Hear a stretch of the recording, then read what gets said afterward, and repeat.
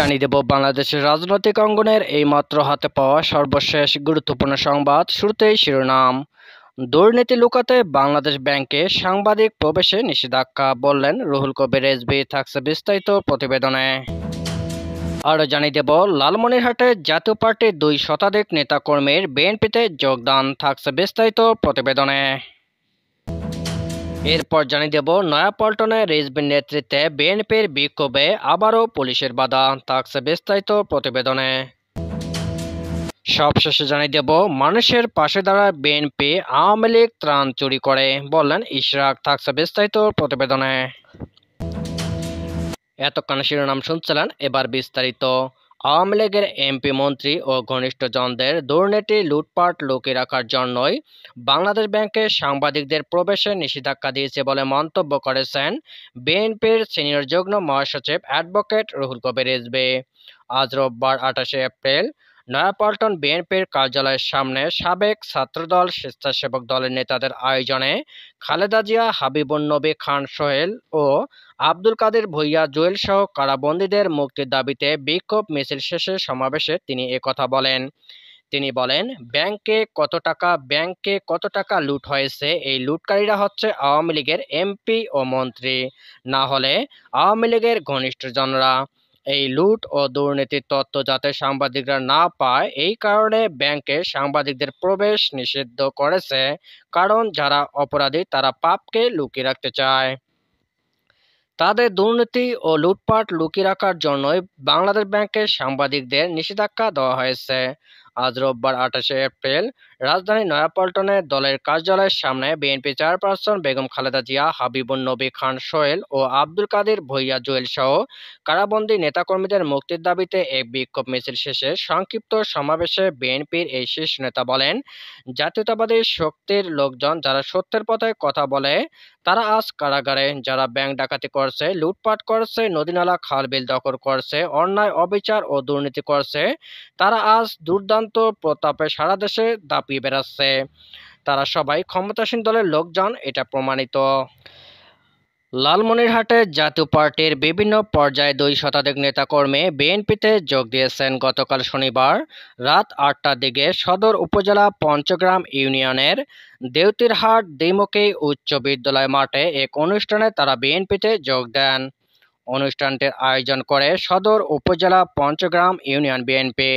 Panchagram union জাতীয় পার্টির সভাপতি নুরউদ্দিন মাস্টার, সহসভাপতি এরশাদুল হক মাস্টার, সাংগঠনিক সম্পাদক রফিকুল ইসলাম ও ইউনিয়ন মহিলা জাতীয় পার্টির সভাপতি ফিরোজা বেগমের নেতৃত্বে ইউনিয়নের 1, 5, 6, 8, 9 নম্বর ওয়ার্ডের 2 শতাধিক নেতাকর্মী আনুষ্ঠানিকভাবে বিএনপিতে যোগ দেন।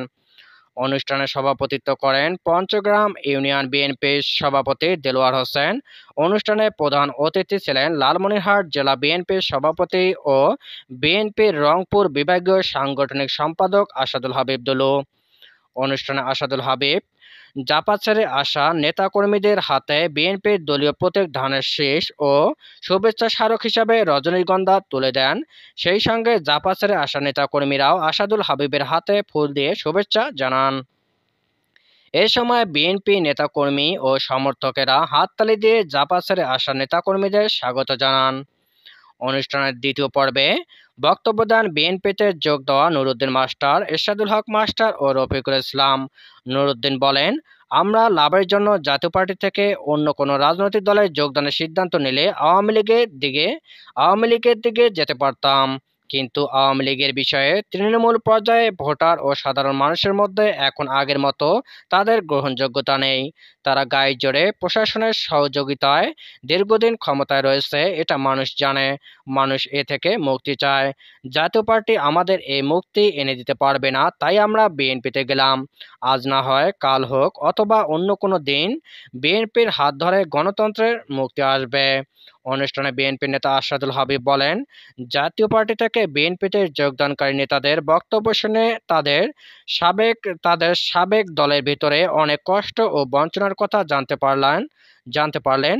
সম্প্রতি তিনি জাতীয় পার্টির কয়েকজন নেতা তার সঙ্গে দেখা করে বিএনপিতে যোগদানের সিদ্ধান্ত জানান। সেই সঙ্গে তাদের সেই সিদ্ধান্তকে স্বাগত জানিয়ে তিনি আসাদুল হাবিব আরও বলেন, তারা জাতীয় পার্টি ছেড়ে আওয়ামী লীগে না গিয়ে বিএনপিতে যোগদানের ইচ্ছা প্রকাশ করেছেন। এতে মনে হচ্ছে বিএনপি গণতন্ত্র, মুক্তির জন্য ও স্বাধীন ভোটাধিকারের জন্য যে আন্দোলন সংগ্রাম করে যাচ্ছে তার প্রতি দেশের মানুষের আস্থা ও বিশ্বাস রয়েছে। আওয়ামী লীগের অধীনে বিএনপি আর কোনো নির্বাচনে অংশ নেবে না। দলের এই সিদ্ধান্ত কেউ অমান্য করলে দল তার বিরুদ্ধে সাংগঠনিক ব্যবস্থা নেবে। সারা দেশে বিভিন্ন মামলায় গ্রেফতার নেতাকর্মীর মুক্তির দাবিতে নয়াপল্টনে কেন্দ্রীয় কার্যালয়ের সামনে বিক্ষোভ মিছিল করে বিএনপি। তবে অনুমতি না থাকায় পুলিশের বাধার মুখে পড়তে হয় মিছিলটি। পরে কেন্দ্রীয় কার্যালয়ের সামনে সংক্ষিপ্ত সমাবেশে দলটির নেতারা অভিযোগ করে বলেন, সরকার বিএনপি সহ বিরোধী দলগুলোর গণতান্ত্রিক কর্মসূচিতে বাধা দিচ্ছে।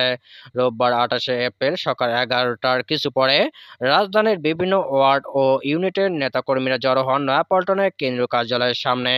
দলের সিনিয়র যুগ্ম মহাসচিব রুহুল কবির রিজভীর নেতৃত্বে বিএনপির নেতাকর্মীরা মিছিল বের করেন। তবে পূর্বে অনুমতি না থাকায় কিছুদূর যাওয়ার পরই মিছিলটির সামনে এগোতে বাধা দেয় পুলিশ। পরে দলীয় কার্যালয়ের সামনেই সংক্ষিপ্ত সমাবেশ করে বিএনপি নেতারা। তাদের অভিযোগ, সরকারের নির্দেশেই পুলিশ বারবার বিএনপির কর্মসূচিতে বাধা দিচ্ছে। বিরোধী দল দমন করে ক্ষমতাসীনরা একদলীয় শাসন কায়েম করার অপচেষ্টা করছে বলে অভিযোগ করেন বিএনপির সিনিয়র যুগ্ম মহাসচিব রুহুল কবির রিজভী। তিনি বলেন, সরকারের নির্দেশে পুলিশ বারবার বিএনপির মিছিলে বাধা দিচ্ছে, বিরোধী দলের গণতান্ত্রিক কর্মসূচি পণ্ড করছে। দুর্নীতি দমন আর জনকল্যাণ রেখে ক্ষমতাসীনরা বিরোধী দলকে দমনে ব্যস্ত। তিনি আরও বলেন, যত প্রতিকূল পরিবেশ হোক না কেন আওয়ামী লীগকে বিদায় না করা পর্যন্ত রাজপথে বিএনপির কর্মসূচি চলবে। একদলীয় শাসন কায়েম করতেই বেগম খালেদা জিয়াকে গৃহবন্দী করেছে সরকার।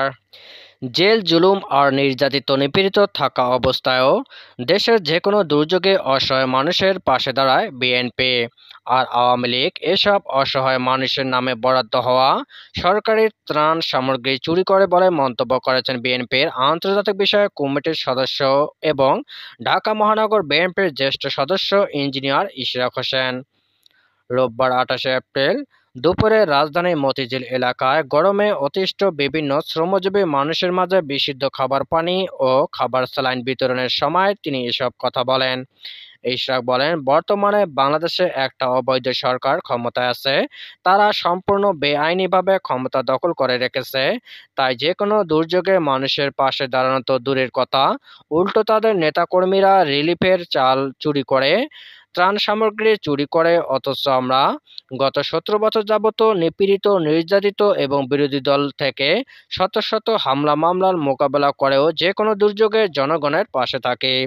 তিনি বলেন, শহীদ রাষ্ট্রপতি জিয়াউর রহমানের হাতে গড়া সংগঠন এবং বেগম খালেদা জিয়ার দল বিএনপি ঢাকা শহরে ঘুরে ঘুরে বিভিন্ন সময় বিভিন্ন দুর্যোগে পড়া মানুষের পাশে সব সময় দাঁড়ায়। আর আমরা সেই ধারারই রাজনীতি করি। বিএনপির নেতাকর্মীদের উদ্দেশ্যে ইঞ্জিনিয়ার ইশরাক হোসেন বলেন, এই দুর্যোগে আমরা যেন মেহনতি মানুষের পাশে দাঁড়াই আর তাদের পাশে দাঁড়িয়ে একটা উদাহরণ সৃষ্টি করি।